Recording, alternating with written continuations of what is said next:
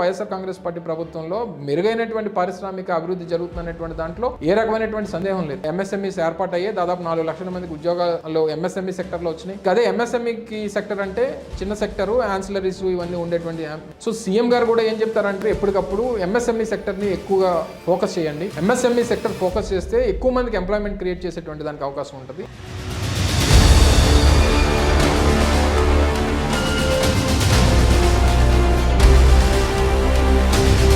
ఎంఎస్ఎంఈకి కూడా మనం ఎప్పటికప్పుడు హ్యాండ్ హోల్డ్ చేద్దాం. వాళ్ళకి ఏదైనా ఇబ్బంది వచ్చి కోవిడ్ లాంటి పరిస్థితులు వచ్చినప్పుడు ఎంఎస్ఎంఈ సెక్టర్ అనేటువంటిది విత్స్టాండ్ అవ్వడం చాలా కష్టం. ఎందుకంటే వాళ్ళు డే టు డే మార్కెట్ ఉండాలి, డే టు డే బిజినెస్ ఉండాలి, అన్నీ జరగాలి. సో అప్పుడు ఏం చేసామంటే కోవిడ్ టైంలో 1,000 కోట్ల రూపాయలు ఎంఎస్ఎంఈకి మనం రాష్ట్ర ప్రభుత్వం నుంచి ఇన్సెంటివ్స్ ఇచ్చాం. ఇన్సెంటివ్స్ నుంచి వాళ్ళకి రీస్టార్ట్ ప్యాకేజ్ కింద వాళ్ళకి ఒక ప్యాకేజ్ని క్రియేట్ చేసి 1,000 కోట్ల రూపాయలు ఇచ్చి వాళ్ళని ప్రొటెక్ట్ చేసాం.